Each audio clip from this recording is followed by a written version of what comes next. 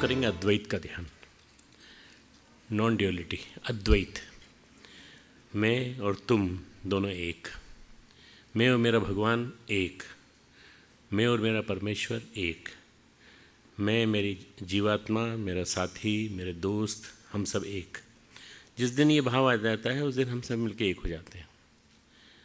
एक वो गीत है, हम सब मिलकर एक हो गए, ये अद्भुत व्यापार हो गया, ऐसा एक माता जी का गाया हुआ गीत है, बहुत सुंदर गीत है।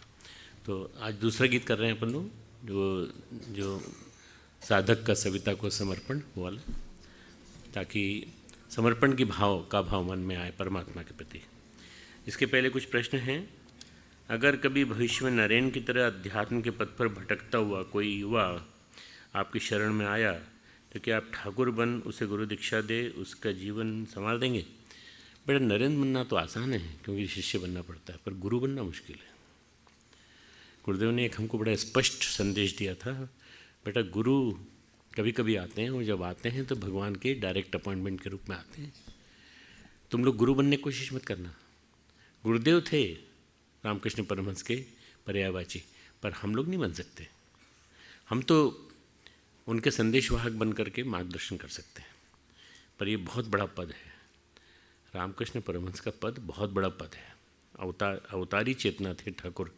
तो ऐसे ठाकुर बनना आसान नहीं है। ठाकुर बनने के लिए बहुत कुछ छोड़ना पड़ेगा, बहुत कुछ त्यागना पड़ेगा, बहुत कुछ जीवन में परिवर्तन लाना पड़ेगा। मैं भी अपने जीवन में वो कमियां पाता हूँ जो नहीं हैं अभी मेरे जीवन में। उन चीज़ों को मुझे लाना पड़ेगा, तब जा कर के मैं बन पाऊँगा उस योग्य या उसके निकट। पर ठाकुर बनना आसान नहीं है। मैं कभी भी कोई अच्छा काम या मदद करने जाती हूँ तो मेरे साथ सफलता ही आती है। बेटा, ये पॉजिटिव सोच रखो, तुम करते जाओ अच्छे काम, अपने आप सफलता तुम्हारे साथ चलेगी। सफलता की उम्मीद मत रखो, सफलता की आशा मत करो, सफलता की महत्वाकांक्षा मत रखो। हम कभी कभी किसी चीज़ को लेकर इतनी दुविधा में क्यों पड़ जाते हैं कि कोई फैसला ही नहीं ले पाते।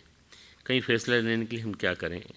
बेटा, ये तो हर समय होगा, दुविधा हमेशा रहेगी, और उस समय तुमको तुम्हारा विवेक जो है गाइड करेगा। तुम्हारे विवेक से तुमको निर्णय मिलेगा कि क्या सही डिसीजन होना चाहिए, क्या सही काम होना चाहिए। हम कभी कभी गड़बड़ा जाते हैं तो उसका कारण यही है कि हमारा विवेक हम जागृत नहीं कर पाते। भोजन में यदि कोई कमी हो जाती है तो हम भगवान से लेकर इंसान तक सबसे शिकायत करते हैं। थाली में जब हम भोजन छोड़कर उसका अपमान करते हैं तो इसके परिणाम स्वरूप क्या होगा? अगले जन्म में तुमको खाली थाली मिलेगी, मतलब अगले जन्म में तुमको थाली नहीं मिलेगी, कुछ नहीं मिलेगा। बेटा, थाली का अपमान, थाली में भोजन नहीं छोड़ना चाहिए। मैं सबसे पहला काम ये कहता हूँ, उतना ही लो जितना तुम खाओगे, उतना ही लो। बाकी तुम अगर एक्स्ट्रा लेते हो तो तुम जो है, जनरली लोगों के मन में क्या टेंडेंसी है, जनरली लोगों की टेंडेंसी क्या है कि हाँ और दे दो के चक्कर में ध्यान नहीं रहता है कितना उनकी कैपेसिटी है। अपनी कैपेसिटी को आप स्वयं जानते हो। एक माला को 108 बारी क्यों बोलते हैं? बेटा, तुम सब जानते हो कितना बड़ा सिद्धांत है, सब जानते हैं। 1 और 8 कितने होते हैं? 9 क्या है? पूर्णांक है ना, पूर्णांक है। 12 नम 12 कितने होते हैं? राशियाँ होती है। 12 नम 108 है ना, तो 9 ग्रह होते हैं, 12 ये होती हैं, तो ये हो गए। इस तरह से जितनी बार तुम मल्टीप्लाई करोगे तुमको पता चलेगा ये कंप्लीट फिगर है 108। 108 बार करने का मतलब ये है कि पूरे ब्रह्मांड में एक चक्कर लगा लिया तुमने, पूरे ब्रह्मांड में एक बार घूम करके तुम्हारी मंत्रध्वनि आ गई। अपना सुधार करो। जब अपनी बुराइयाँ कमियाँ पता चलती हैं, जिन्हें सुधारने का प्रयास करने से सफलता मिल रही, कभी निराशा अनुभव नहीं होती। इस द्वंद्व की परिस्थिति में क्या करना चाहिए? कीप ऑन डूइंग इट, करो बस। एक दिन ऐसा आएगा जब तुम्हें सफलता मिलेगी और तुमको प्रकाश दिखाई देगा कहीं ना कहीं से। एक अनिर्वाण करके संत हुए हैं जिन्होंने जप के बारे में लिखा है, प्राणायाम के विशेषज्ञ थे, प्राण शक्ति के ऊपर कंट्रोल स्वामी विवेकानंद के समय के हैं। उन्होंने लिखा है, जपात सिद्धि न संशय। इसमें कोई संशय नहीं है कि जब से सिद्धि नहीं मिलती है, जब से सिद्धि मिलती है, पर जब करते रहो, बंद मत करो। मन नहीं लगे तो भी करो, कोई दिक्कत नहीं है, तो अग्नि चक्र जागृत हो जाएगा। ये मुँह जो है ये अग्नि चक्र है, इसमें जितनी बार उच्चारण करोगे उतनी बार तुम्हारा अग्नि चक्र से तुम्हारा मुँह उस वाइब्रेशन से भरता रहेगा। ऐसा अधिकतर लोगों के साथ होता है कि जब वे कोई योजना बनाते हैं या कुछ काम सोचते हैं तो पूरा नहीं होने पर मन बेचैन हो उठता है। ऐसी स्थिति में से क्या करना चाहिए? उस दिन का समय पूरा बर्बाद हो जाता है। ये सोच है तुम्हारी कि तुमको बर्बाद हो गया समय, पर तुमने प्रयास तो किया ना। अपनी ओर से प्रयास कंटिन्यूस रखना चाहिए, प्रयास में कोई कमी नहीं रहना चाहिए। प्रयास करोगे तो तुम्हें मिलेगा, नहीं तो नहीं मिलेगा। तो योजना बनाओ, पर योजना के पीछे शेख चिल्ली की योजना न हो। योजना वो हो जो हो सकती हो पूरी। ऐसी योजना मत बनाओ जो कभी पूरी नहीं हो सकती इस जन्म में।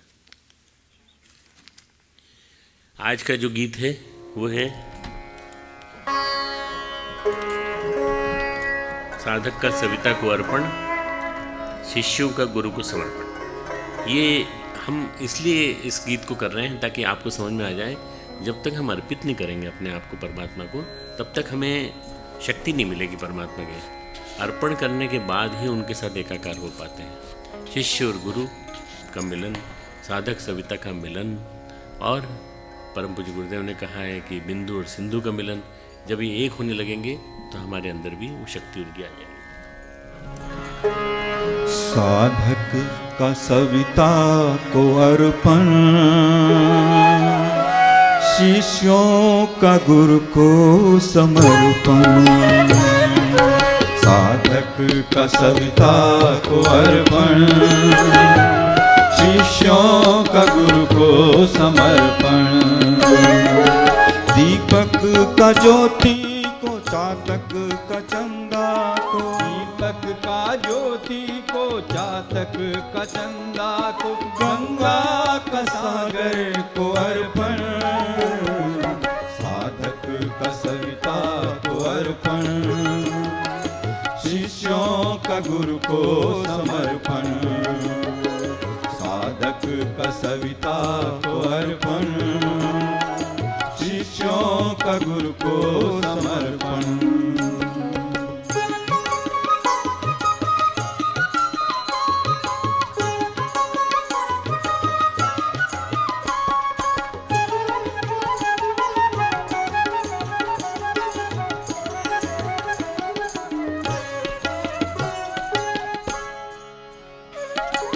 सबका समर्पण हो ऐसा, दीपक पतंगे का जैसा।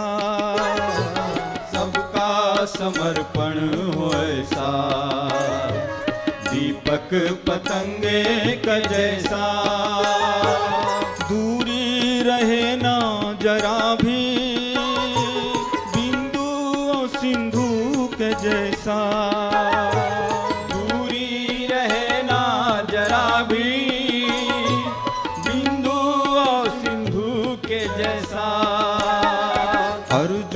का कान्हा को राधा कन्हैया को, अर्जुन का कान्हा को राधा कन्हैया को। बंसी का होठों को अर्पण, साधक का सविता को अर्पण। शिष्यों का गुरु को समर्पण, साधक का सविता को अर्पण। शिष्यों का गुरु को समर्पण।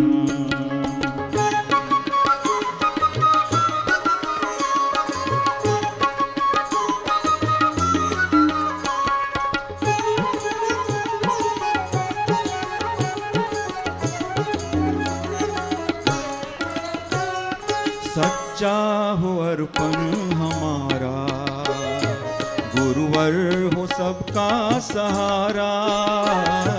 सच्चा हो अर्पण हमारा, गुरुवर हो सबका सहारा। हो जाए गुरुवर में ऐसे, अर्पण लगे हमको प्यारा। हो जाए गुरुवर में ऐसे, अर्पण लगे हमको प्यारा।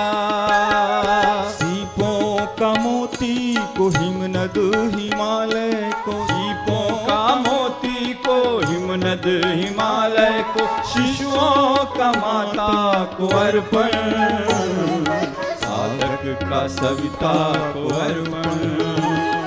शिष्य शिष्यों का गुरु को समर्पण, साधक का सविता को अर्पण, शिष्यों का गुरु को समर्पण।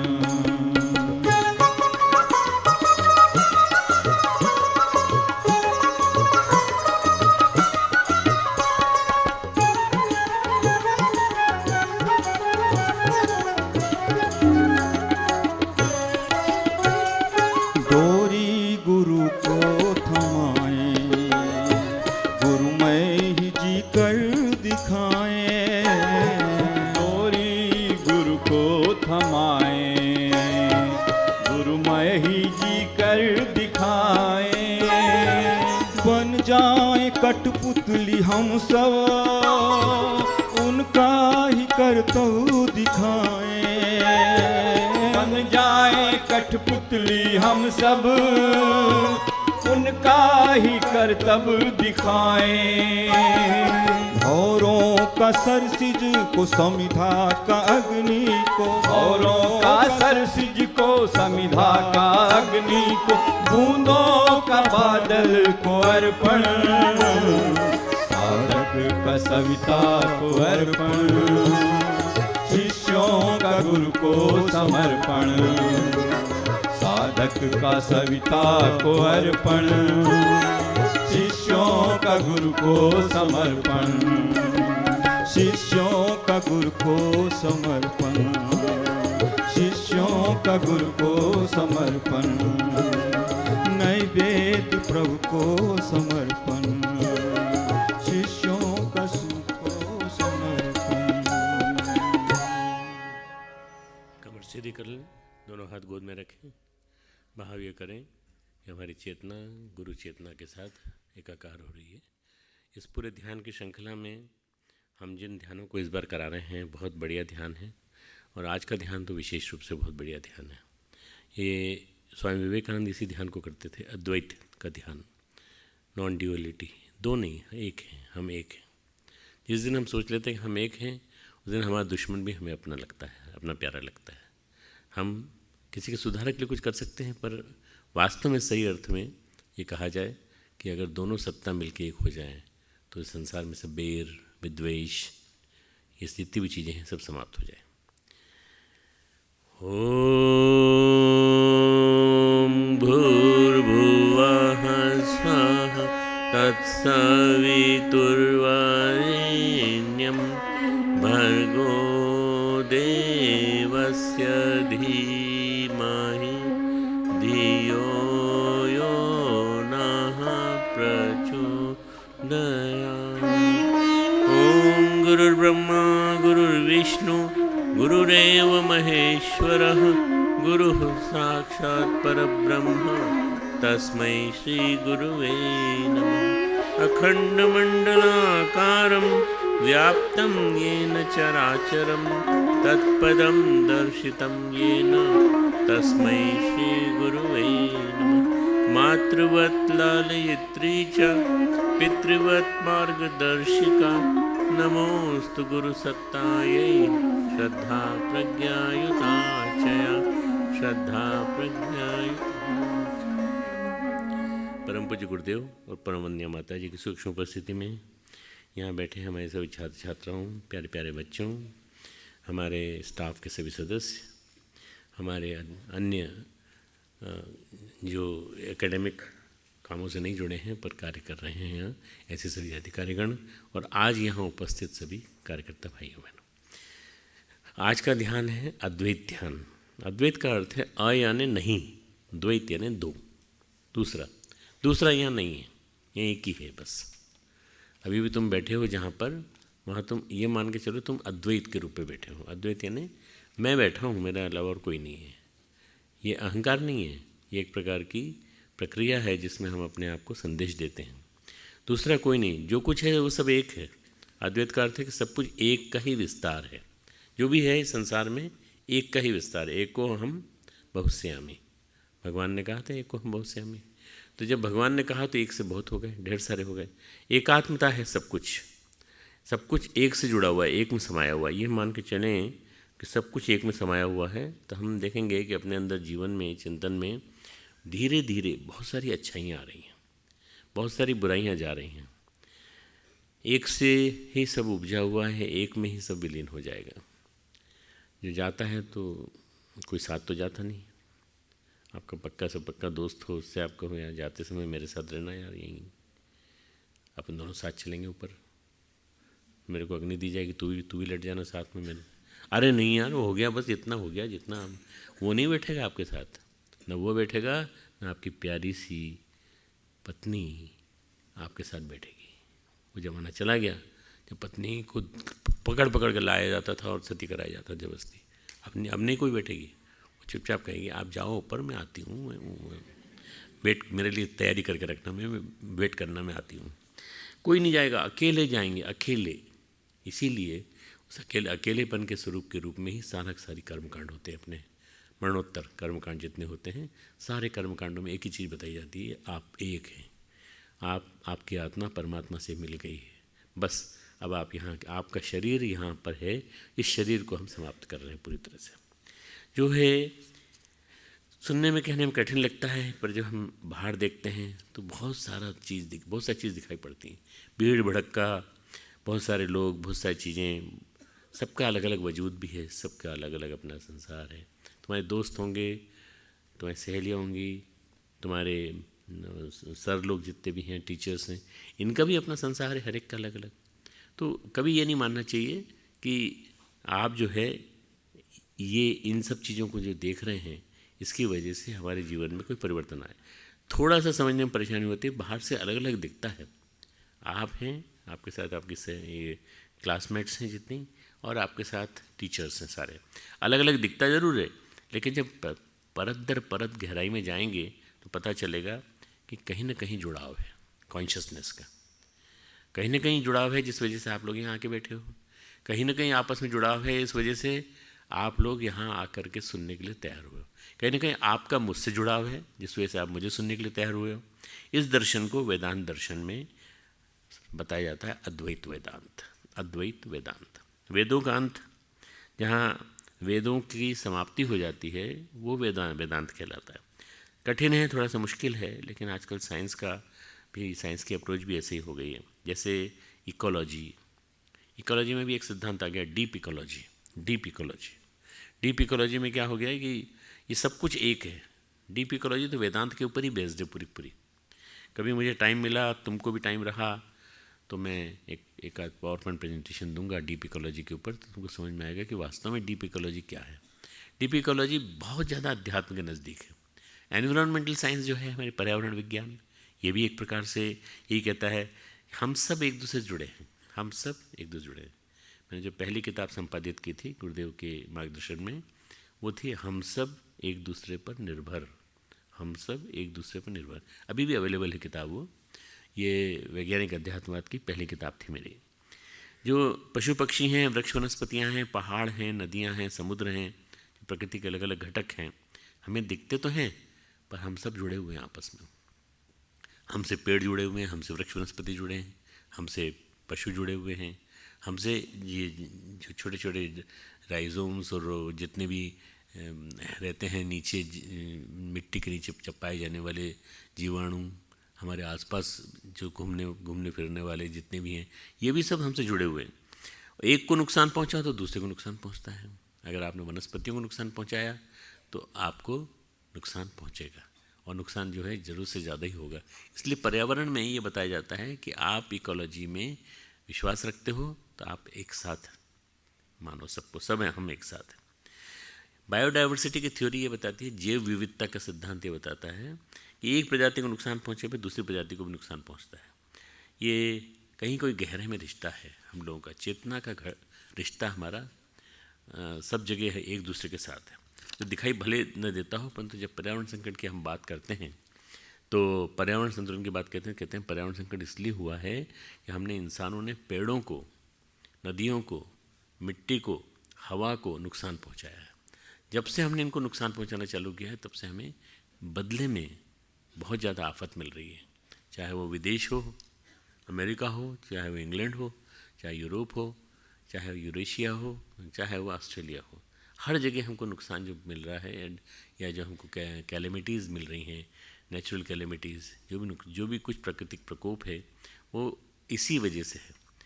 इनको बीमार कर देने के कारण इंसान बीमार हो गया है। आज की इंसान की अधिकांश बीमारियां नेचुरल कैलेमिटीज़ के कारण है। प्रकृति का असंतुलन, प्रकृति आधी व्याधि जो हैं जितनी भी, उनके पीछे यही कारण है।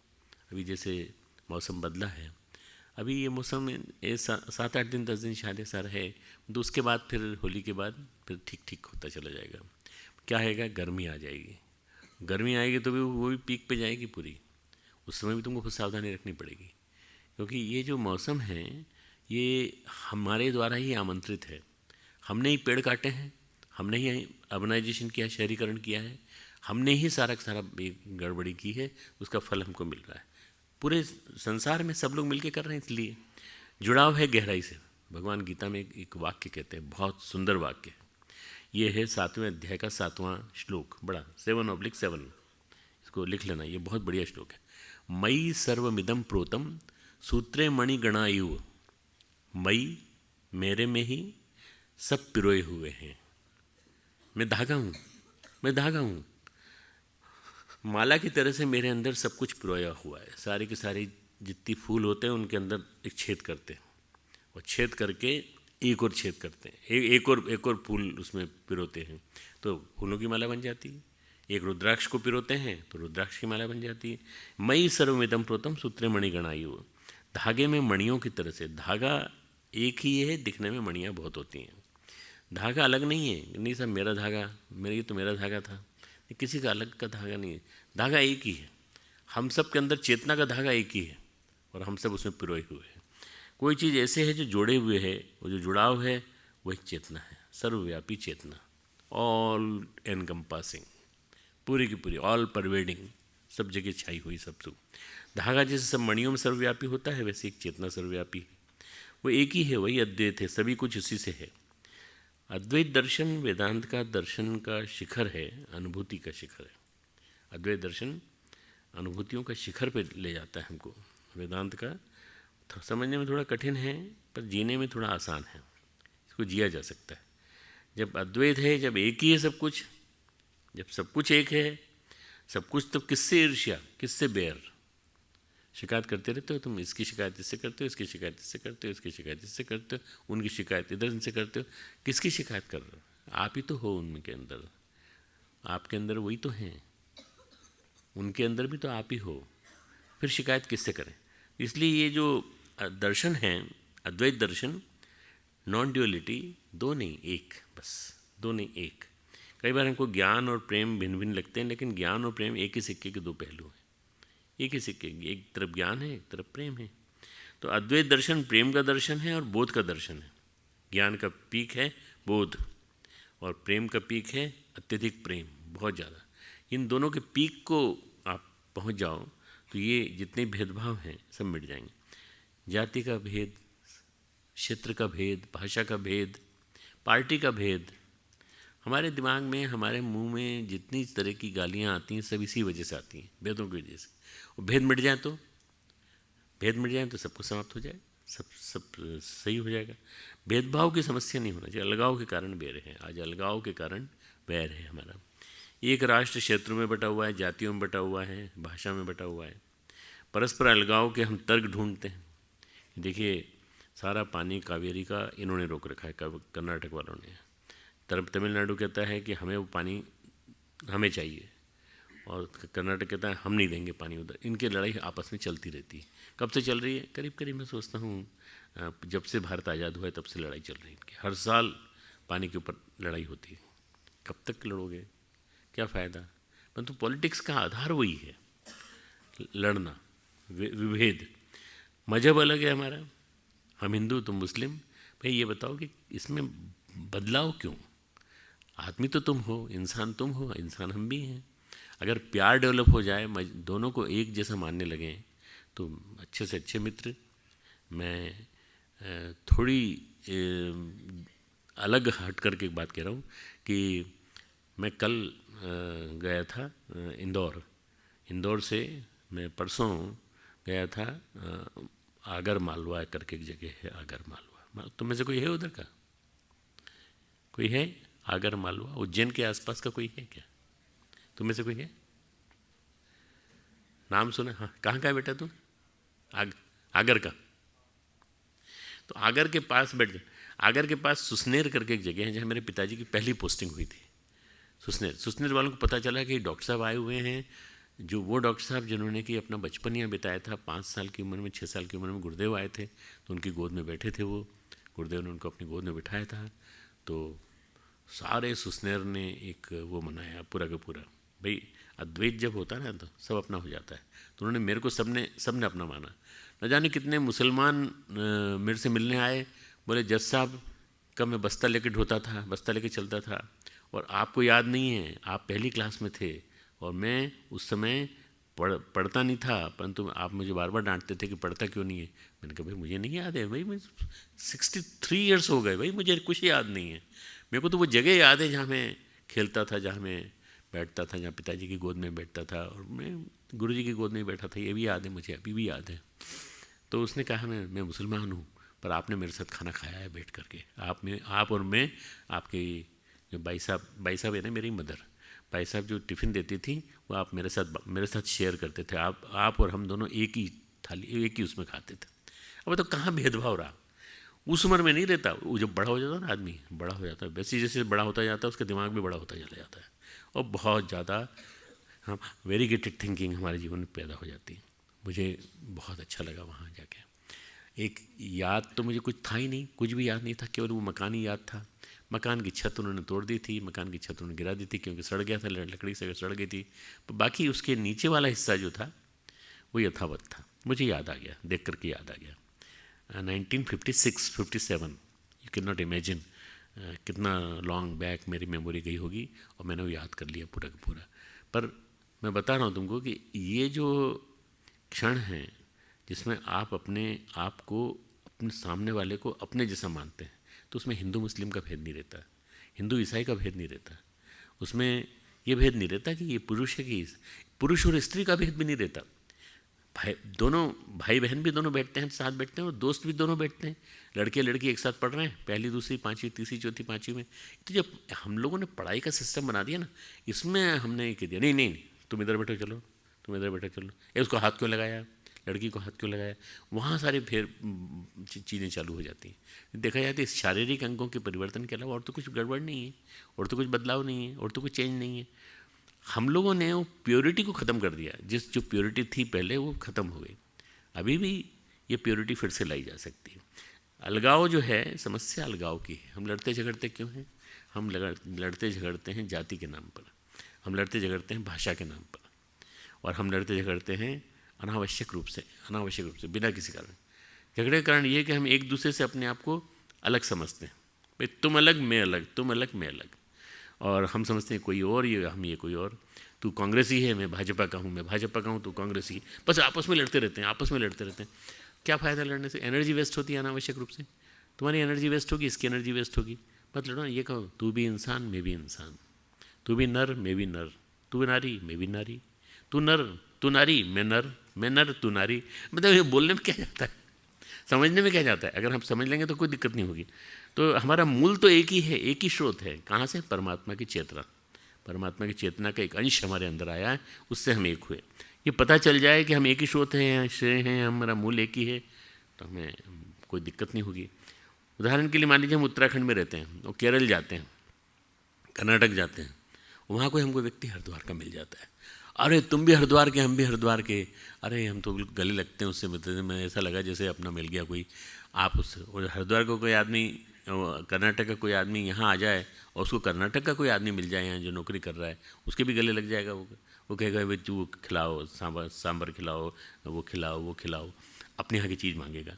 ये जो है ना, जाने अनजाने हम लोग मूल से जुड़े हुए हैं, पर हम पहचान नहीं पाते अपने आप। एक किसी स्थान से जो हमारा लगाव है वो इस वजह से कि हम वहाँ के हैं। इससे जब हम दूर देश में हों तो हमको पता चलता है कि सामने वाला व्यक्ति हमारा परिवार का है। हमारे जो प्रवासी भारतीय हैं विदेश में, वो सारे के सारे इस वजह से जुड़े हुए हैं एक दूसरे से कि वो सब एक दूसरे को जानते हैं, कौन कहाँ का है, कौन कहाँ का है। गुजराती गुजराती से जुड़ जाता है, पंजाबी पंजाबी से जुड़ जाता है, पंजाबी गुजराती से भी जुड़ जाता है, गुजराती पंजाबी से जुड़ जाता है।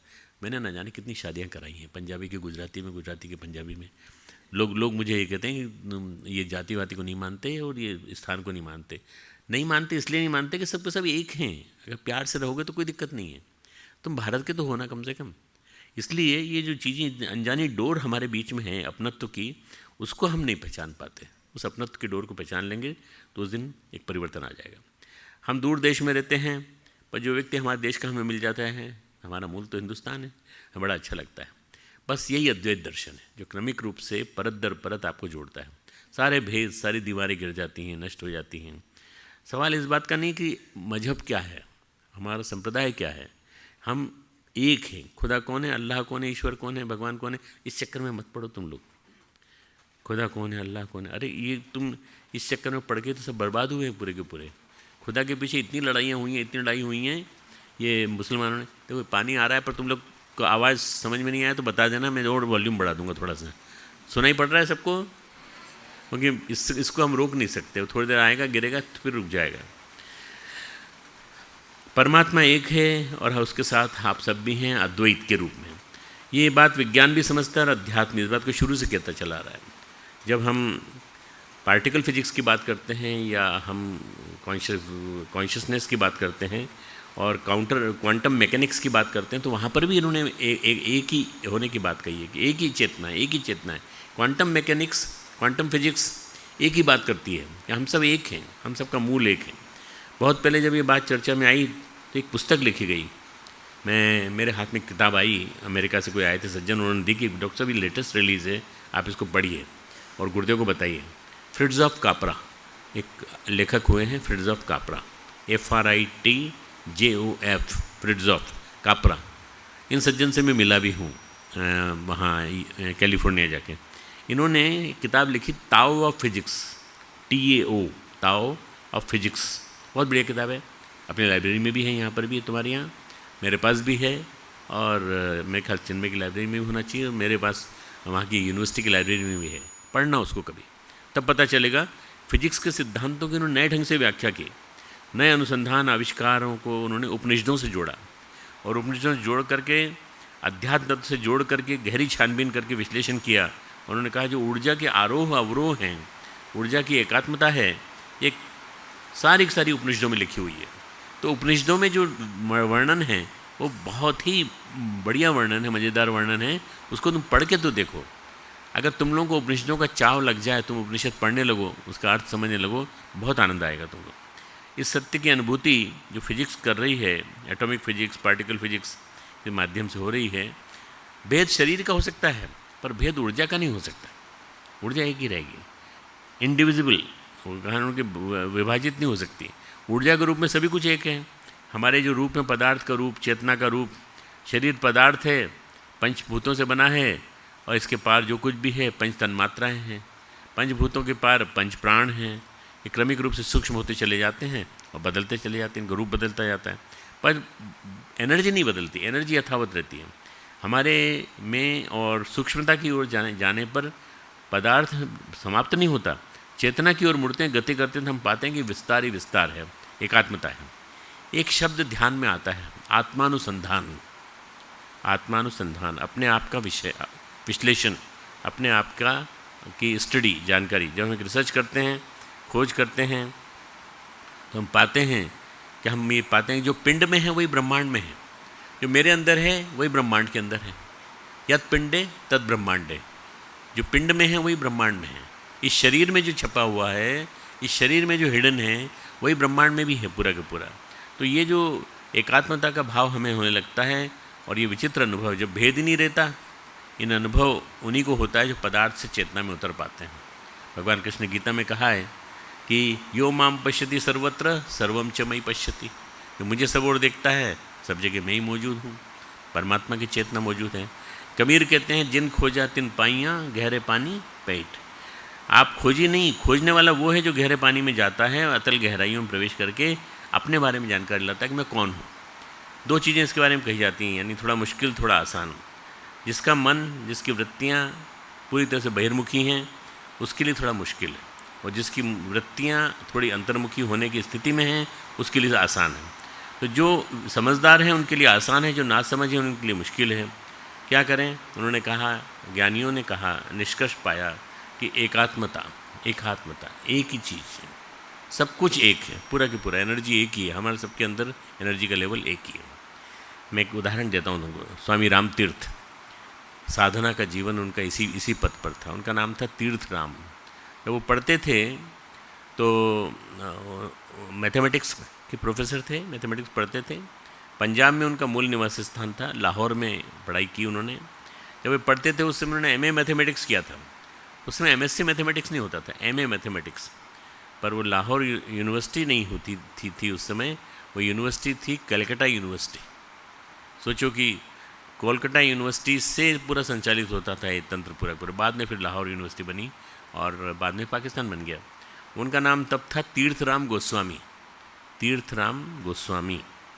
उन्होंने उसको नाम को तीर्थराम गोस्वामी को शुरू से ज्ञान अनुराग था, ज्ञान के प्रति, बोध के प्रति, भगवान के प्रति। जब पढ़ लिए तो उन्होंने पूरे विश्वविद्यालय में टॉप किया था।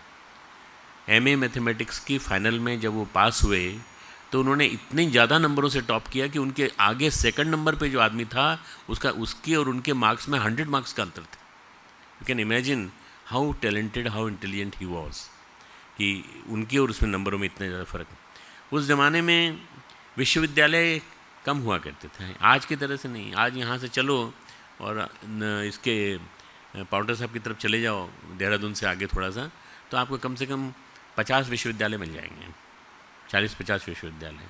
ये विश्वविद्यालय नहीं है, ये पैसा कमाने का तंत्र है पूरा का पूरा, पैसे की टकसाल है ये पूरी पूरी।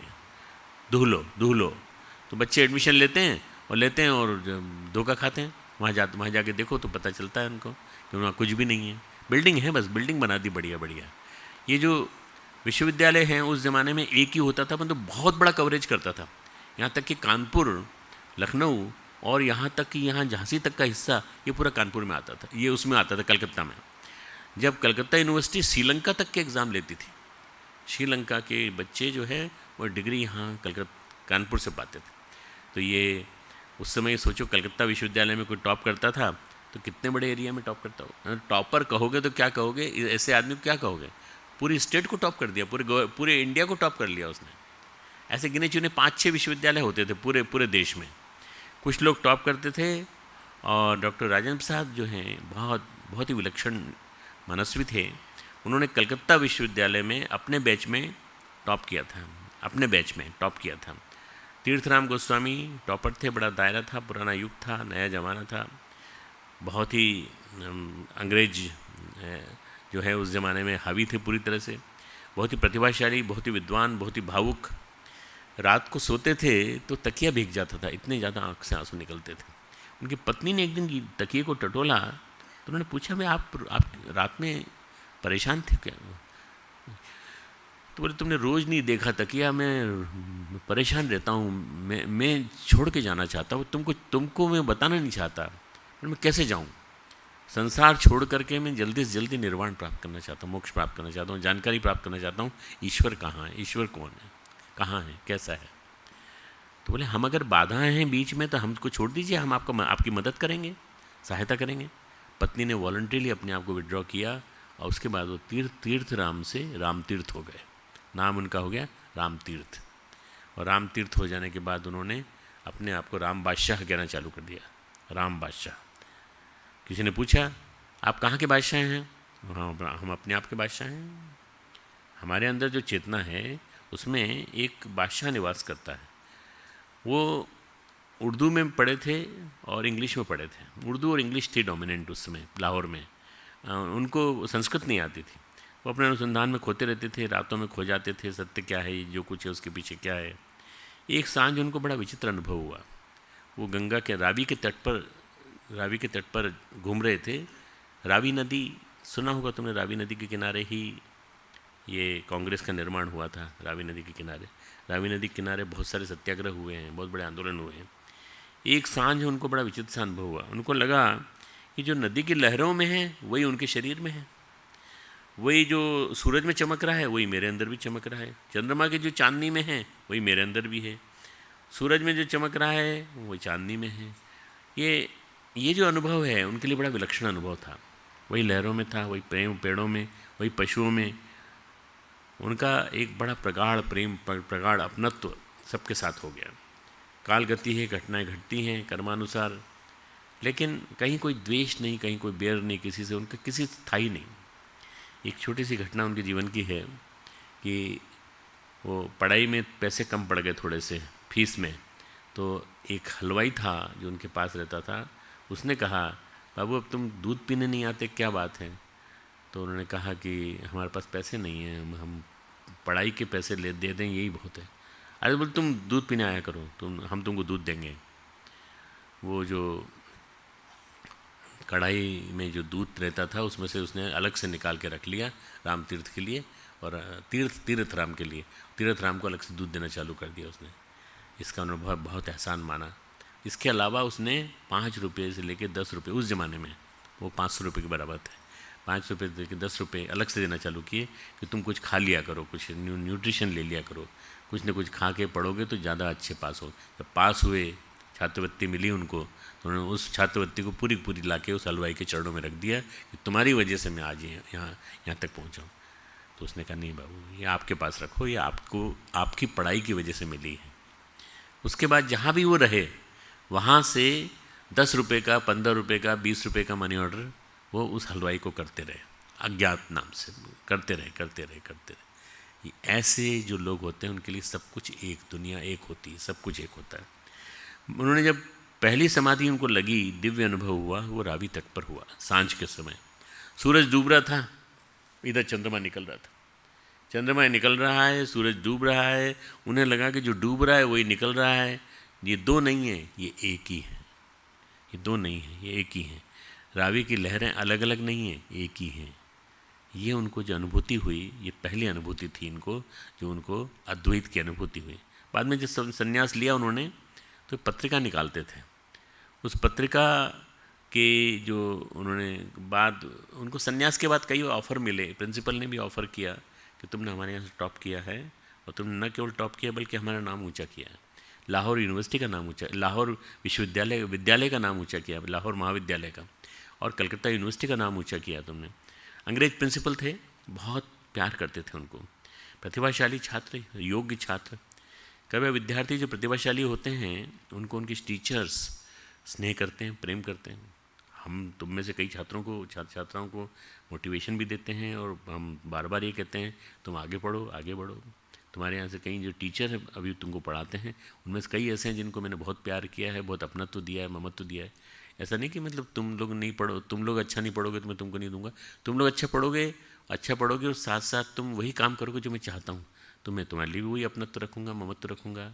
कोई कमी नहीं है मेरे अंदर।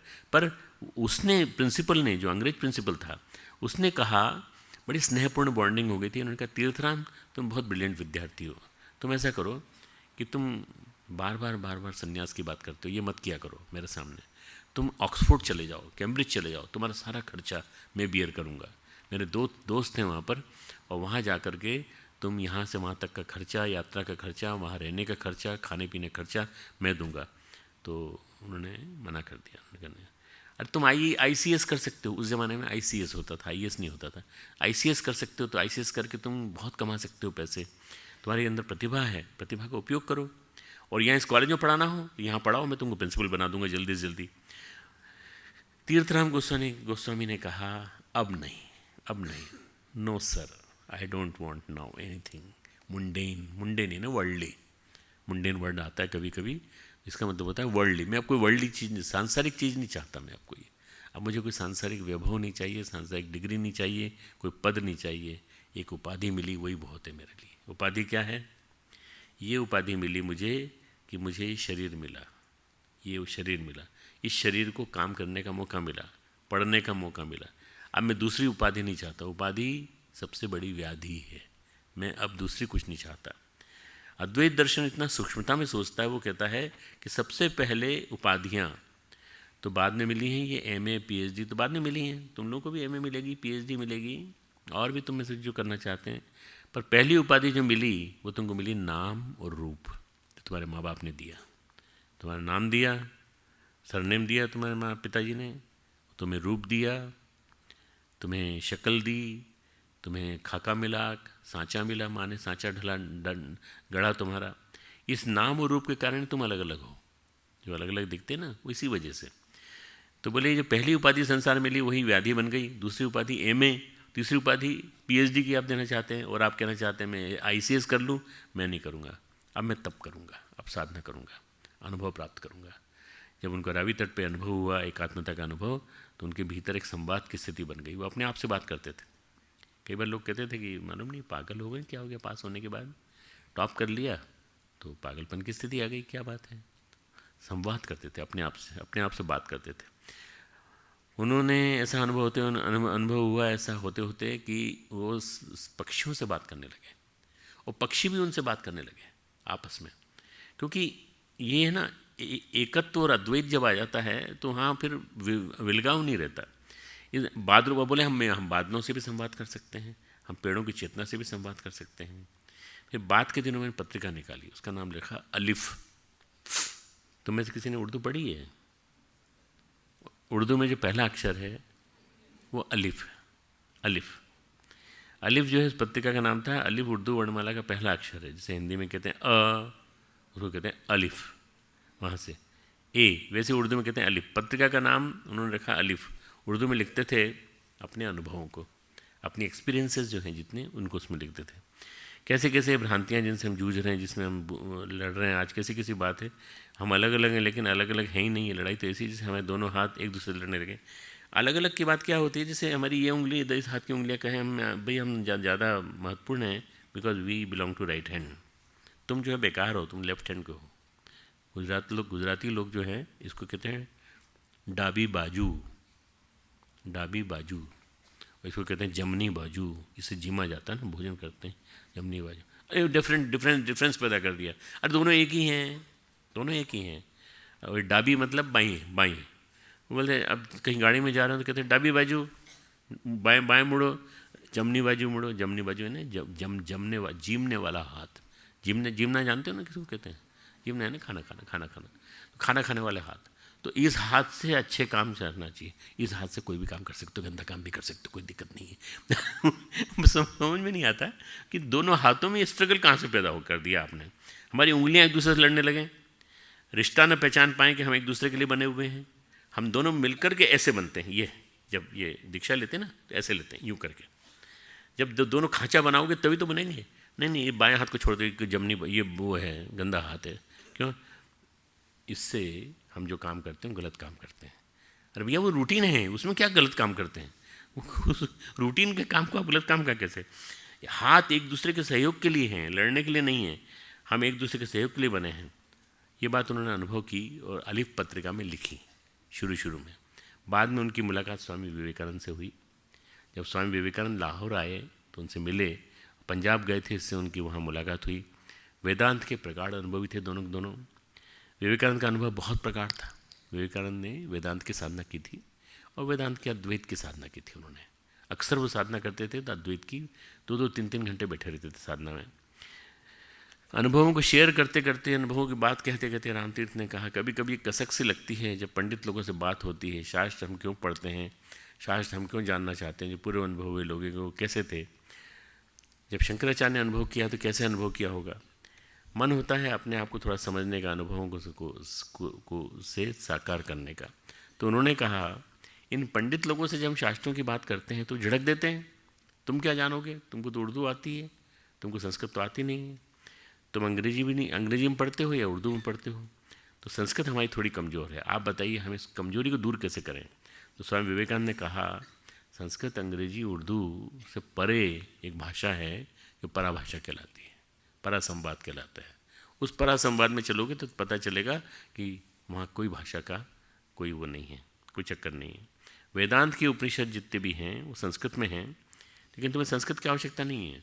आप तो वेदों का सार जान चुके हो, आप वेदांत का सार भी जान चुके हो, आपने जीवन में रियलाइज़ किया है। इसलिए आप मत चिंता करो कि आपको संस्कृत नहीं आती। तुम संस्कृत ज्ञान का सार अनुभव कर चुके हो, उसको और प्रगाढ़ बनाओ और प्रगाढ़ बना के सघन बनाओ। संस्कृत की भाषा, व्याकरण में कहाँ तुम समय व्यर्थ करोगे? वो व्याकरण रट रहे हो सुबह से लेकर शाम तक, रामा रामा रामेति रामेति रामेति, वो रटते रटते तुम अपना समय बर्बाद करो मत करो। विवेकानंद ने समझाया कि तुम तो जो भाषा तुमको आती उसी भाषा में पढ़ो। तो उन्होंने फिर वो उर्दू में और इंग्लिश में अपनी पत्रिका निकाली, अपने एक्सपीरियंसेस लिखे, in woods of God realization, in woods यानी अरण्य, जंगल, WOODS, in woods of God realization, ईश्वर साक्षात्कार के अरण्य में, ईश्वर साक्षात्कार के अरण्य में। विवेकानंद बोले तुम अपने अनुभवों को बताना चाहो तो बाहर आ जाओ, बाहर आ जाओ, और बाहर आकर के तुम लिखो इसको। बाहर आ जाओ मतलब अपने अंतःचेतना से बाहर आकर के लिखो इसको, अनुभव को। ये किताब 8 वॉल्यूम में है, in woods of God realization, and it is available on Amazon पे उपलब्ध है। और तुम चाहो तो मैं इस किताब को यहाँ उपलब्ध करा दूंगा। इन वुड्स ऑफ गॉड रियलाइजेशन मैंने पढ़ी है, ये किताब बहुत बढ़िया किताब है। ऐसी पुस्तकमाला है 8 खंडों में, बड़ी गहराई से वेदांत के अनुभव को उन्होंने लिखा है इसमें। ध्यान हमारी चेतना की परतों को उगाड़ता है, मैं परिभाषा पे आया हूँ। ध्यान हमारी चेतना की परतों को उगाड़ता है, गहराई में ले जाता है। ध्यान हमें और गहराई में ले जाता है। अगर हम कहें कि ध्यान की प्राप्ति क्या है, तो ध्यान हमें भ्रांतियों से मुक्त करता है। ध्यान हमें भ्रांतियों से मुक्त करता है। तुम कौन हो, तुम्हारे अंदर जो परत दर परत अध्ययन कर रहे हैं उसमें तुम धीरे धीरे एकात्म भाव वहीं तक है जहाँ तक हमारा परिवार है, जहाँ तक हमारी पत्नी है, जहाँ तक हमारे पति हैं, जहाँ तक हमारे बच्चे हैं। ये लोग तो अपने हैं, बाकी सब पराए हैं, ये नहीं। फिर लगता है कि ये सब समस्त जीव सौदा है हमारा है, सारे जीव हमारे हैं। फिर ऐसा नहीं लगता कि ये अलग है, फिर लगता है ये सब हमारा नहीं, यही नहीं, सारा ब्रह्मांड ही हमारा है, सारा का सारा। एक परम ज्योति का अद्भुत एहसास होता है हमको इस स्थिति को प्राप्त करने के बाद। ध्यान हमें बोध देता है, ध्यान हमें संवेदना देता है, संवेदना देता है और बोध देता है कि अपने आप को जानने की कोशिश करो। हमें मूढ़ता से मुक्त करके गूढ़ता में प्रवेश कराता है, मूढ़ता से मुक्त करता है और गूढ़ता में प्रवेश देता है। जैसे जैसे स्थिर होते हैं, जैसे जैसे एकाग्र होते हैं, वैसे वैसे हमारा अद्वैत, हमारा विचार दर्शन नहीं रह जाता। अद्वैत हमारा दर्शन, हमारी जीवन शैली बन जाता है। अद्वैत हमारी जीवन शैली बन जाता है। जैसे जीवन शैली बन जाएगा वैसे आपका स्वभाव बन जाएगा। कोई रामतीर्थ से पूछता था, स्वामी जी समय क्या हुआ आपकी घड़ी में? 1 बज रहा है। जब देखो तब शाम को भी 1 बज रहा है, 1 बज रहा है। तो कहते थे, लोग कहते थे महाराज अब तो 1 बजे को तो 5-6 घंटे हो गए, अब तो आप बदल दो समय घड़ी में। बोले घड़ी में पहनता नहीं हूँ मैं तो, एक मेरे जीवन में सब कुछ एक है, एकत्व, अद्वैत, सब कुछ एकत्व है, अद्वैत है। तो उन्होंने कहा आप तो हमेशा बताते हैं केवल 1 बज रहा है। बोले राम की घड़ी में तो हमेशा 1 ही बजता है, तुम भी अपनी घड़ी में 1 बजा लो सबके सब। तो मित्रों ये जो चिंतन है, दर्शन है, फिलॉसफी है, इसको जीवन में उतारना ये बहुत बड़ी बात है। वेदांत में एक सुक्ति है, यत द्वैतम तद भयम, जहाँ 2 हुए वहाँ भय आ जाता है। मुझे मार तो नहीं देगा ये, मुझे छुरा मार करके मेरे से कपड़े ऊपर तो नहीं ले जाएगा, मुझे कुछ गड़बड़ तो नहीं कर देगा। जहाँ दूसरा आया कि भय पैदा हुआ। सारे झगड़े दूसरों के साथ होते हैं, परायों के साथ होते हैं, और अपनों के साथ कोई झगड़ा ही नहीं होता। तो तुम अपने आप के लिए अपने बन जाओ ना। अपनों के साथ कोई झगड़ा नहीं होता, दूसरों के साथ सारे झगड़े हैं। आपकी भेद बुद्धि जो है जहाँ आई, जहाँ बेर पनपा वहीं झगड़ा पनपा। सघन आत्मीयता का नाम अद्वैत दर्शन है, प्रेम का दर्शन। सघन आत्मीयता, अपने आप से, अपने एकात्मता, अपने गुणों से, सद्गुणों से। इस अनुभव में जैसे जैसे प्रगाढ़ होते गए रामतीर्थ, वैसे वैसे उनका बोध गहरा होता गया। वो अपने आप को राम बादशाह कहने लगे। 33 साल की उम्र में उन्होंने शरीर छोड़ दिया था। बहुत ही विलक्षण प्राणी थे। विवेकानंद के लौटने के तुरंत बाद फिर वो विदेश गए थे, अमेरिका गए थे। उनकी बायोग्राफी लिखी गई है, सरदार पूर्ण सिंह ने लिखी है biography, the autobiography of Swami Ram, biography of Shri Swami Ram. बहुत बढ़िया किताब है, पढ़ने लायक है। स्वामी राम का जीवन कैसा था, कैसे उन्होंने अपने जीवन को संवारा, कैसे कैसे क्या किया उन्होंने। वास्तव में वो आदमी ऐसा था, इतना निडर, इतना साहसी, कि जहाज़ में बैठा है, एक महिला से बात कर रहा है और महिला पूछती है आपका अमेरिका में कोई है जो आप वहाँ जाएंगे, उसके यहाँ रहेंगे? बोला हाँ है, मेरा एक परिचित है। बोले कौन है? बोला आप, मैं आपके घर जाऊँगा। इतना साहस रखने वाला आदमी कि मैं आपके घर जाऊँगा। मैंने आपसे बात की इतनी देर तक, आप मेरी अपनी नहीं हो गई, मेरे में और आप में एक हो गया, बस मैं और आप एक हो गए, बस आपके घर रुकूँगा। वो महिला उनकी पहली शिष्य बनी विदेश में, पहली शिष्य बनी, अमेरिका में अपने घर ले गई, घर ले जाके उसने कहा ऐसा साहसी आदमी मैंने अभी तक नहीं देखा। हमारी हिम्मत नहीं होती महिलाओं से बात करने की, विदेशी महिलाओं से बात करने में तो गिग्गी बन जाती है। तो स्वामी जी जहाज में बैठे हुए और जहाज में बैठे बैठे बात कर रहे हैं कि आप हैं मेरी पहली जो मेरे मित्र जो हैं। ये बायोग्राफी ऑफ स्वामी राम पढ़ने लायक है, बहुत अच्छी पुस्तक है। और उसमें किसी ने पूछा उनसे कि आप ये बताइए कि अपने आप को खुद का बादशाह क्यों कहते हैं? खुद का बादशाह, आप कहाँ के बादशाह हैं? बोले पूरी कायनात का बादशाह हूँ, पूरे सारा विश्व का बादशाह हूँ। बोले हम तो हैं, हमारे अलावा कुछ है ही नहीं। ये इस अहंकार नहीं है, ये अहंकार नहीं है। अपने आप को परमात्मा से एकाकार करके सोचना, परमात्मा से एकाकार करके सोचना। ये मत सोचना कि अहंकार सिखा रहा हूँ तुमको, अहंकार नहीं है। हम जो भी हम हैं वो परमात्मा है। जीवन मुक्त अवस्था का चरम दौर है ये, जीवन मुक्त अवस्था की चरम दौर में प्रतिष्ठित हो गए थे राम तीर्थ। अद्वैत दर्शन और अद्वैत का ध्यान हमें कई बंधनों से मुक्त कराता है। ईर्ष्या का बंधन, द्वेष का बंधन, अति आसक्ति का बंधन, इन सब से मुक्त कराता है, सभी तरह के बंधनों से मुक्त कराता है। कोई बंधन नहीं, कोई भ्रांति नहीं, कोई मूढ़ता नहीं, कोई अज्ञान नहीं। ज्ञान वो है जो अक्षर का अनुभव करा दे। अक्षर का मतलब क्या होता है? जो क्षरित न हो वो अक्षर, जो क्षरित न हो, नष्ट न हो वो अक्षर। अक्षर ही नहीं, वो नहीं लिखा पड़ा है मैंने टाइप करके लाया हूँ, ये नहीं। अक्षर का मतलब होता है इसका क्षरण न हो। पदार्थ और चेतना जीवन के दो पहलू हैं। पदार्थ का क्षरण होता है, शरीर पदार्थ है, पर चेतना का क्षरण नहीं होता। उपनिषदों में महावाक्यों का वर्णन आता है। 4 महावाक्य हैं, तुम लिख लोगे और इनकी व्याख्या समझ लोगे अच्छी तरह से। 2-2 मिनट की व्याख्या है, मैं समझा देता हूँ तो तुम्हें बहुत आनंद आएगा। 4 महावाक्यास ऑफ उपनिषद वेदांत। क्या है पहला महावाक्य? क्या है? सर्व खिलविदम ब्रह्म, सर्व अखिलम इदम ब्रह्म। सर्व खिलविदम हो जाता है जब संधि मिल हो जाती। इस संसार में परमात्मा का ही विस्तार है, ब्रह्म का ही विस्तार है। ये किसी का, अंबानी का और इनका नहीं है, मोदी का और अंबानी का नहीं है। ये किसका है? परमात्मा का विस्तार है सारे ब्रह्मांड में। सर्व अखिलम इदम ब्रह्म, सर्व अखिलम इदम ब्रह्म। दूसरा वाक्य है, फिर कहा जाता है प्रज्ञानम ब्रह्म, बोध का शिखर ही ब्रह्म है। ब्रह्म क्या है?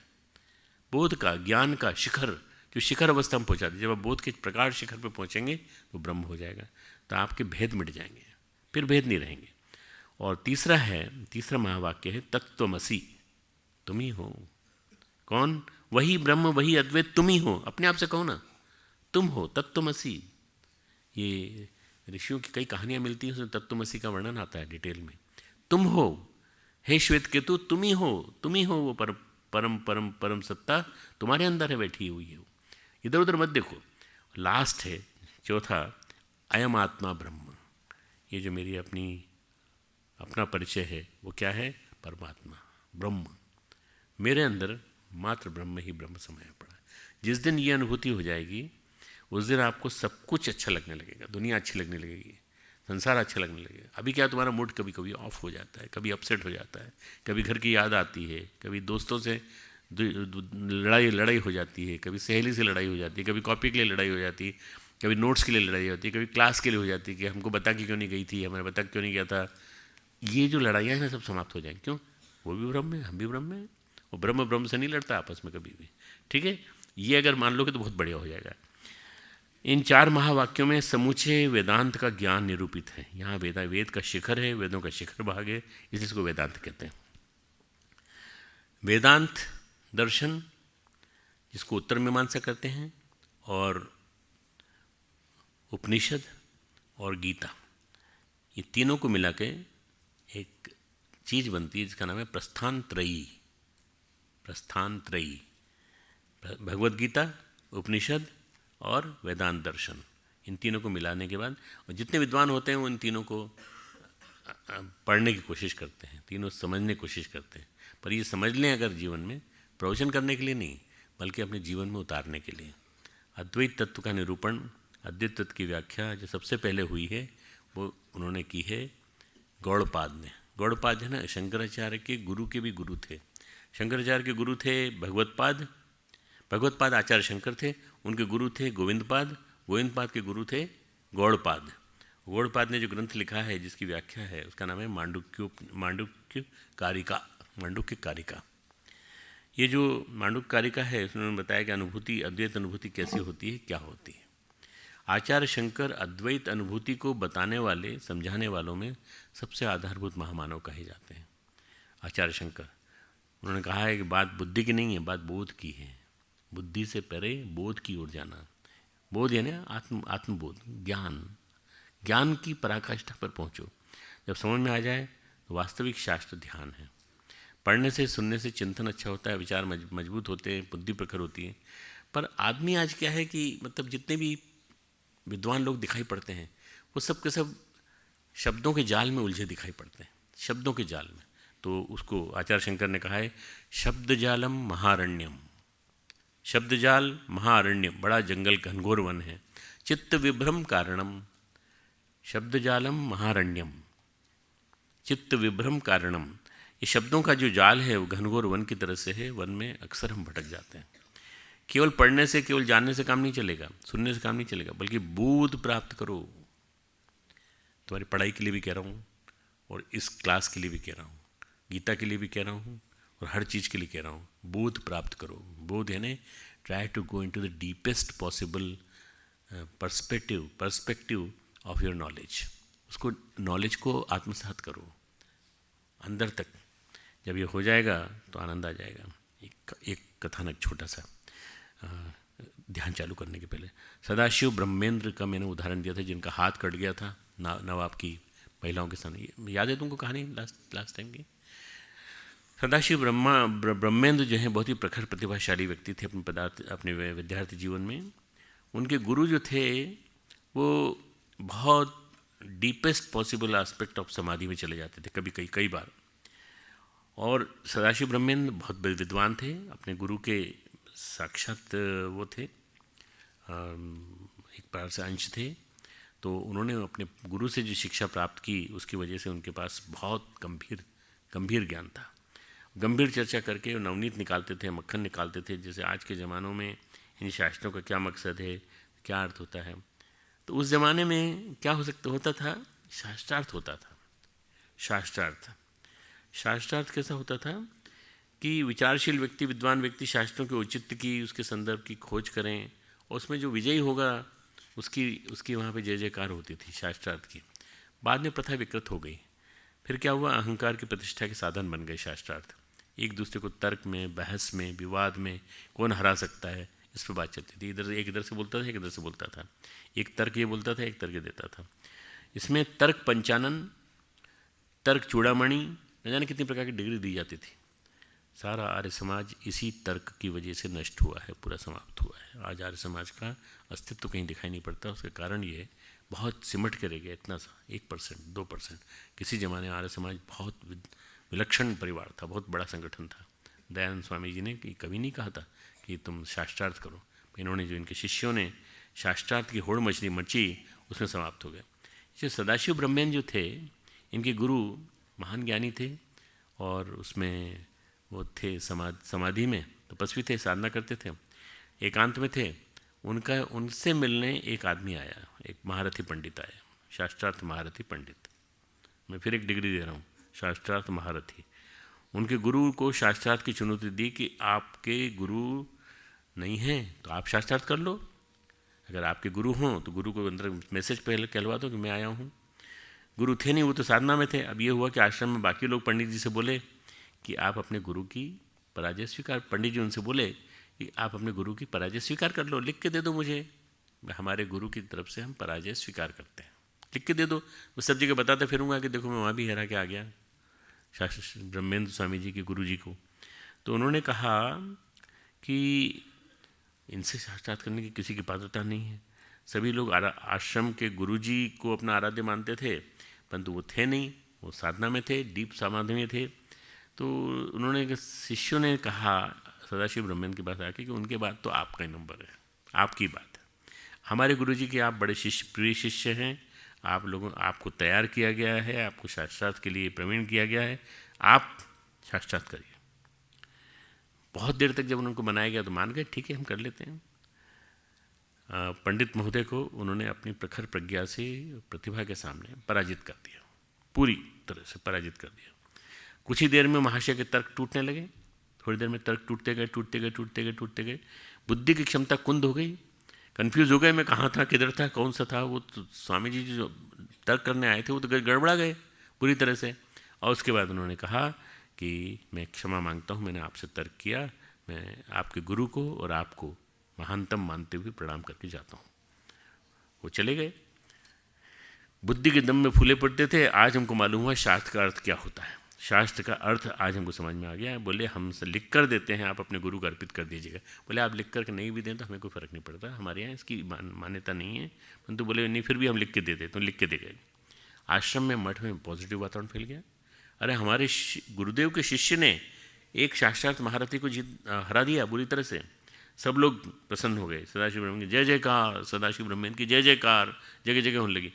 समाधि में से उठे स्वामी जी, गुरु जी, और गुरु जी ने उठ के ये कहा बेटे क्या हो रहा है, आवाज़ किस चीज़ की है। उन्होंने कहा कि आपके शिष्य सदाशिव ब्रह्मन ने एक स्वामी जी को पराजित करके रवाना कर दिया। बोले अच्छा। तो सदाशिव ब्रह्मन बोले ये कैसा आदमी है हमारा शिष्य, ये भटक रहा है, ये तो क्या करने आया था और क्या कर रहा है, इस शब्दों को बटोर रहा है, जबकि इसको अनुभवों को बटोरना था, जबकि इसको ज्ञान को बोध के शिखर तक ले जाना चाहिए था। गुरु महाराज का कहना था अक्षर जोड़कर शब्द बनते हैं, क म ल तो कमल बन गया, ये 3 अक्षर जोड़ लो तो कमल शब्द बन जाता है। ऐसे शब्दों के जो व्यू को तोड़ देता है, शब्दों के जाल को तोड़ देता है, तो अक्षर में फिर से प्रविष्ट हो जाता है। सदाशिव ब्रह्मन गुरु जी से मिलने के उन्होंने प्रशंसा नहीं की। उन्होंने कहा तुम भटक रहे हो, तुम्हारे अंदर भटकन है, तुम्हारे अंदर जीवात्मा में पात्रता है और तुम पात्रता में बुद्धि से बोध तक की यात्रा पार कर सकते हो। पर तुमने ये क्या किया मेरी एब्सेंस में, तुमने अरे उसको सिखा देते कि भाई शास्त्रार्थ सही चीज़ नहीं है, उसको सिखाने के बजाय तुमने शास्त्रार्थ कर लिया उससे। अद्वैत तुम्हारे शब्दों में नहीं है, अनुभव में गूंजना चाहिए था। तुम अद्वैत का ध्यान कर सकता है, तुम्हारे अंदर पात्रता है, तुम अद्वैत का ध्यान कर सकते हो। तो तुम अपनी वाणी पर अंकुश लगाओ, वाणी पर अंकुश लगाओ, अपनी जिह्वा पर नियंत्रण रखो। कोई तुम्हें उकसाए वो तुम शास्त्रार्थ करने चले गए। गुरु महाराज बोले हमारी गरिमा कैसे नष्ट होगी। बोले आपकी गरिमा का प्रश्न था इसलिए हमने ऐसा किया। हमारी गरिमा कैसे नष्ट होगी, हम तो आत्म गरिमा में प्रतिष्ठित हैं, हम तो अपने परमात्मा में प्रतिष्ठित हैं, हम तो अपने अंदर जो बैठा हुआ परमात्मा है उसके साथ हैं जुड़े हुए। किसी के अहंकार से ज्ञानी की ज्ञान की गरिमा कैसे नष्ट होगी। अहंकार स्वयं ही मूढ़ता में प्रतिष्ठित है। एक वर्ड है, मैंने लाइन बोली है, इसको याद ध्यान रखना। अहंकार स्वयं ही अपनी मूढ़ता में प्रतिष्ठित है।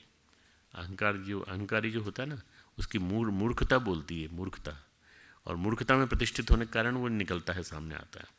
तो ज्ञान की चुनौती देने की स्थिति में नहीं है वो। तुमने कैसे मान लिया।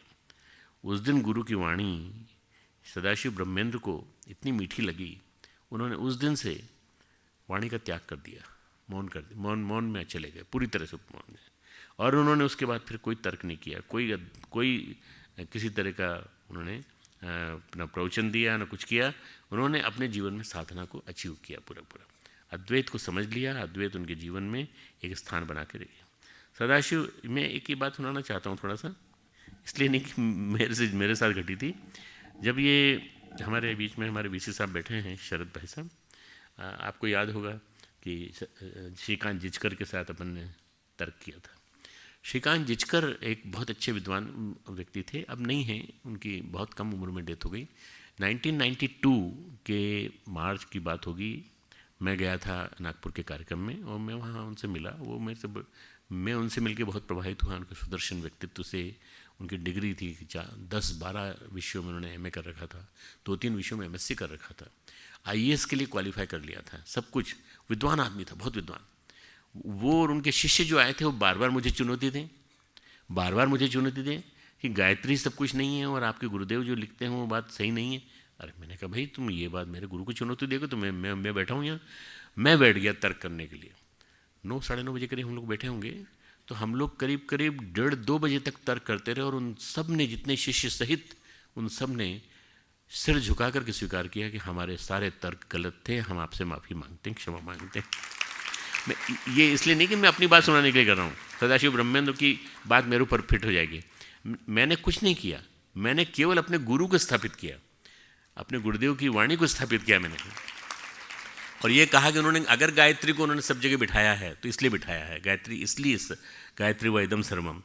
तो उसके बाद फिर हम लोगों ने किसी ने खाना नहीं खाया था, भोजन करने वाले थे हम 8 बजे, और उस समय मेरे सामने मेरे साथ ओंकार जी थे और ये राजकुमार, ये दोनों थे मेरे साथ, और शरद भाई साहब तो 11 बजे तक तो वेट करते रहे, उसके बाद ये उठ के चले गए क्योंकि बहुत थकान भी हो गई थी। तो ये चले गए, इनका नागपुर में इनका घर भी है, वहीं हम जहाँ बैठे थे पांडे जी के यहाँ, अविनाश पांडे के यहाँ, वहीं तर्क चलता रहा हमारा। हर चीज़ में हमने आर्ग्यू किया, हर चीज़ में उन्होंने जो आर्गूमेंट दिया मैंने उसको काटा, मैंने जो आर्गूमेंट दिया उसको उन्होंने काटने की कोशिश की पर नहीं काट पाए।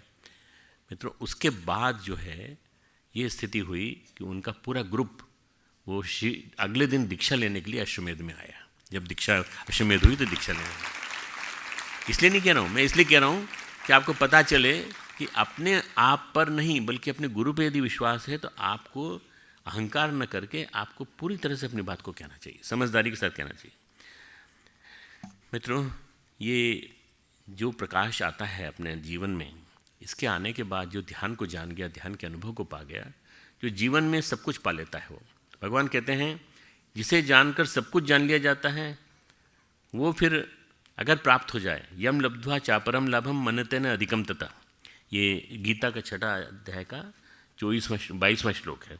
यम लब्ध्वा, जिसको प्राप्त करने के बाद, च अपरम चापरम लाभम मनते, मानता नहीं है, न अधिकम तथा, उसको ज़्यादा की ज़रूरत नहीं पड़ती, ये ऐसी चीज़ है, ऐसी चीज़ है, दूसरी उपलब्धि नहीं चाहिए उसको। अद्वैत ध्यान से बढ़कर कोई ध्यान नहीं है।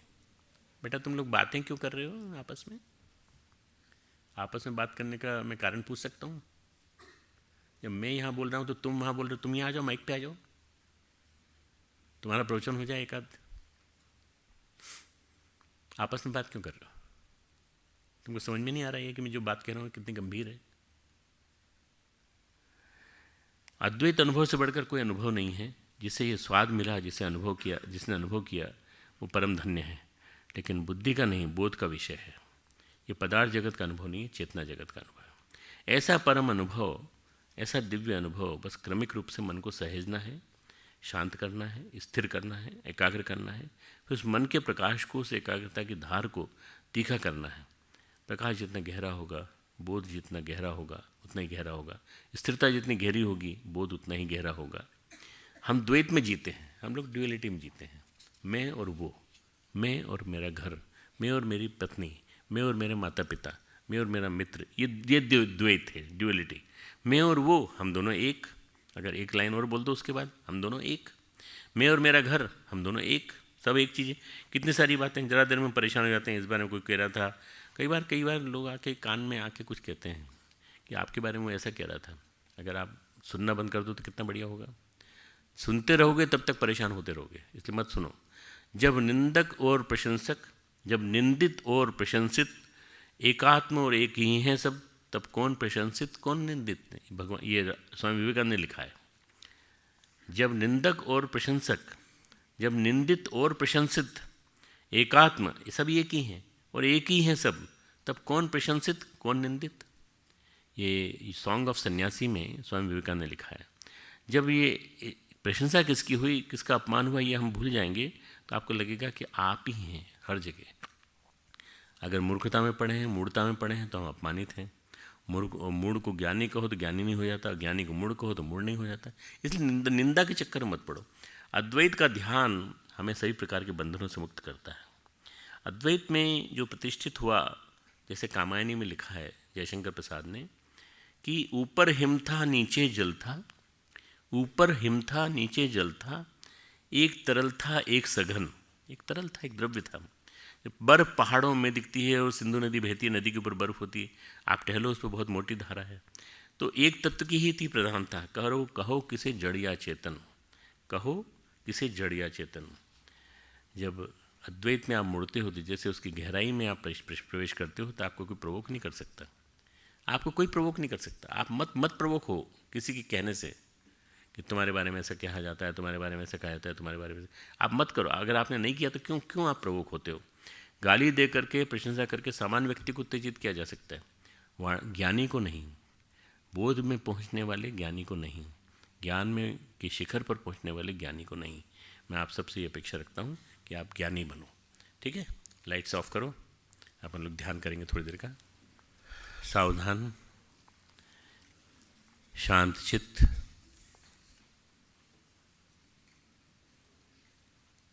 सावधान, शांत चित्त, कमर सीधी, दोनों हाथ गोद में, पूरा मन खींच खांच के चारों तरफ से यहाँ ले आओ।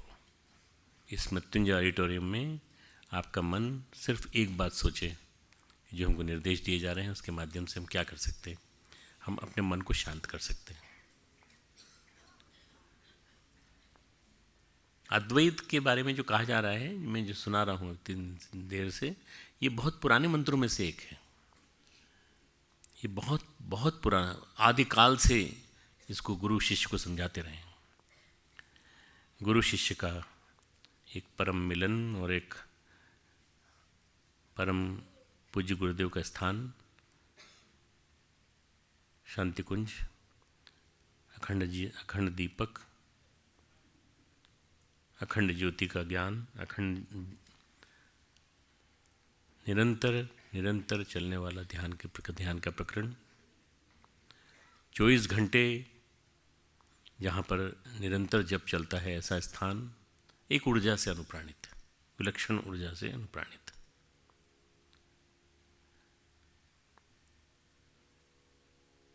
गंगा के तट पे आप विराजमान हैं। आपके नीचे से भी जो धारा बह रही है वो भी गंगा है। चारों तरफ जो प्रवाह है वो भी गंगा का प्रवाह है। मन ही मन सोचिए, मन ही मन सोचिए। जब भी आपका मन कभी डिवाइडेड महसूस करे कि आज मन थोड़ा गड़बड़ा रहा है, तब आप देखें कि द्वैत आ रहा है हमारे अंदर और आके कह रहा है अद्वैत अद्वैत अद्वैत। जब भी महसूस करें ऐसा, तो अंदर से प्रेम निकालें और कहें अद्वैत अद्वैत अद्वैत। नहीं तो पीछे घृणा प्रतीक्षा कर रही है, घृणा आ जाएगी। प्रेम और ज्ञान का बोध, शिखर, ये सब एक साथ आए आपके अंदर। जब आप महसूस करें कि जीवन पर पकड़ पैदा हो रही है, तो कहें अद्वैत फिर से। जब आप पढ़ाई करें, तब आप मन ही मन कहें बात अद्वैत, हम दोनों एक हैं। जब भी आप मौत का भय महसूस करें, तो कहें अद्वैत एक ही है। किसको मार रहे हो तुम, किसको खंडित कर रहे हो तुम? किसी को नहीं कर सकते। ना आपको मौत का भय हो, ना आपको मरने का भय हो। बैठे हैं, पंखा ऊपर ऊपर घूम रहा है, आपको लग रहा है गिर तो नहीं जाएगा, ये भी भय है। भय से जो दूर ले जाए वो है अद्वैत। भय से दूर ले जाने वाला अद्वैत।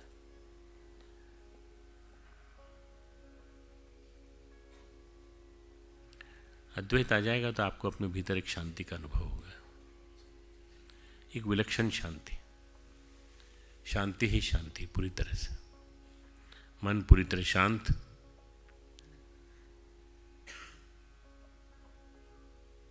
एकत्व की प्राप्ति, अद्वैत की प्राप्ति, परमात्मा का वो दिव्य स्वरूप, सत्यम शिवम सुंदरम का शांति का स्वरूप। इसमें भगवान बुद्ध को हम देखते हैं एक मुद्रा में बैठे हुए। ये भी एक विलक्षण ध्यान है। शांति आ जाती है, सारी की सारी हरकतें, सारी की सारी जितनी भी हमारी एक्टिविटीज़ हैं वो समाप्त हो जाती हैं। फिर हमारी एक्टिविटीज़ एक ही काम के लिए होती हैं, हमारे अपने आप को के आध्यात्मिक विकास के लिए। एक विलक्षण शांति का अनुभव कण कण में। More than 35 billion neurons and more than 45 billion biological cells exist in us, हमारे अंदर शरीर में। ये सब के सब शांति से वाइब्रेट कर रहे हैं, शांति शांति शांति शांति। उनके अंदर से एक ही स्वर निकल रहा है, शांति शांति शांति शांति शांति शांति। आप भी ऐसे कहें, शांति शांति शांति। मेरे साथ साथ रिपीट करेंगे, अद्वैत। बार बार बोलेंगे, अद्वैत अद्वैत अद्वैत अद्वैत अद्वैत अद्वैत अद्वैत। जितनी बार आप कहेंगे उतनी बार प्रकाश से भर उठेंगे। सोने से पहले 10 बार ये अद्वैत बोल के सोएंगे, रात भर आपको शांति से नींद आएगी। बहुत बढ़िया। जब भी कोई परेशानी हो, जब भी कोई चिंतन हो, कहीं तनावग्रस्त करता हो, तो उस समय भी यही बोले मन ही मन अपने आप के अंदर। पता चला कि सामने वाला सुन रहा है, अद्वैत आपके मुंह से नहीं निकलना चाहिए, अंदर ही अंदर कहना है आपको। मेरे साथ साथ बोलेंगे यस्मिन सर्वाणि भूतानि आत्मैव भूत विजानतः तत्र को मोह कह शोकः एकत्वम अनुपश्यत। जिस स्थिति में परब्रह्म परमेश्वर को भलीभांति जानने वाले महापुरुष के अनुभव में संपूर्ण प्राणी एकमात्र परमात्म स्वरूप ही हो चुकते हैं, उस अवस्था में उस एकता का एकमात्र परमेश्वर का निरंतर साक्षात करने वाले पुरुष के लिए कौन सा मोह रह जाता है, कौन सा शोक रह जाता है। वह शोक मोह से सर्वथा रहित आनंद से परिपूर्ण हो जाता है।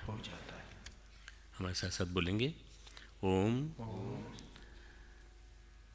तमसो मां ज्योतिर्गमय, ओम असतो मां सद्गमय, ओम मृत्योर्मा अमृतम गमय, ओम शांति शांति शांति। लाइट्स ऑन कर दें, दोनों हाथों को रगड़ें, अपने आँखों पर, हाथों पर, सब पे, शरीर पर, हृदय पर, सब जगह लगाए। प्रार्थना करें कि हमारे अंदर ये अद्वैत का भाव बना रहे, स्थायी रूप से बना रहे, कभी भी विलम्ब न निकलने न पाए। बच्चों, हम लोग उस गुरु सत्ता को नमन करें जिनकी प्रेरणा से ये क्लास हुई। ओम नमोस्तु अन्ताय सहस्रमूर्तये सहस्रपादाक्षिशिरोरुहाय सहस्रनाम्ने पुरुषाय शाश्वते सहस्रकोटि युगधारिणे नमः। सहस्रकोटि